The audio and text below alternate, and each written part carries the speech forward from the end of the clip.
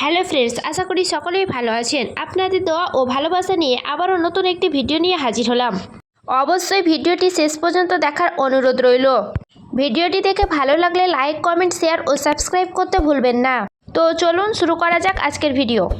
ফ্রিজে মাছ, মাংস ও শাকসবজি সঠিকভাবে সংরক্ষণের পদ্ধতি।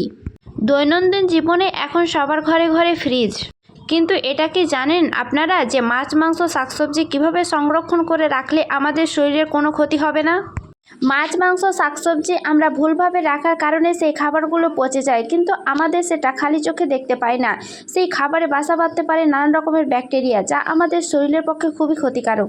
তো চলুন শুরু করি। মাছ, মাংস ও শাকসবজি কিভাবে রাখলে সেগুলো তরতাজা ও টাটকা হয়ে থাকবে এবং পচে যাওয়ার চান্সও কমে যাবে।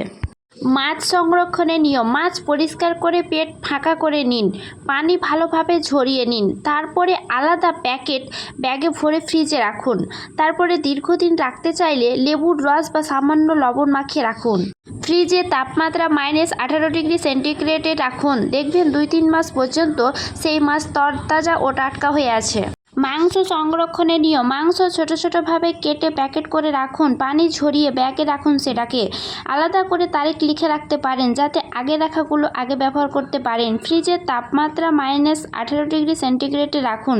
দেখবেন 4 থেকে 6 মাস সেই মাংস তরতাজা ও টাটকা হয়ে আছে। শাকসবজি সংরক্ষণের নিয়ম। পাতাযুক্ত শাকের ডাঁটা ফেলে পরিষ্কার করে নিন। তারপরে সেটাকে শুকিয়ে পলিথিন ব্যাগে বা কাগজে মুড়ে ফ্রিজের নিচের ড্রয়ারে রাখুন। ফল ও শাকসবজি পরিষ্কার করে পানি শুকনো করে ফ্রিজের নিচের ড্রয়ারে রাখুন। কাঁচা অবস্থায় সংরক্ষণ করলে প্রায় 10 দিনের মতন ভালো থাকবে। তবে এটা মাথায় সবসময় রাখবেন যে ফ্রিজের তাপমাত্রা 0°C থেকে -18°C নিচে রাখুন। মাছ, মাংস ও সবজি আলাদাভাবে ভাগ করে রাখুন, একসাথে কোনো মতেই রাখবেন না। পাত্র বা ব্যাগ ব্যবহার করবেন।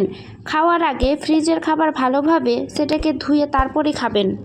এই খাবারগুলো মানলে কোনো খাবারই পচবে না এবং তাতে কোনো ব্যাকটেরিয়াও জন্ম নিতে পারবেন না, তাতে শরীরের কোনো ক্ষতি হবে না। আরও এইরকম ভিডিও পেতে আমার চ্যানেলটি অবশ্যই কিন্তু সাবস্ক্রাইব করে পাশে থাকবেন।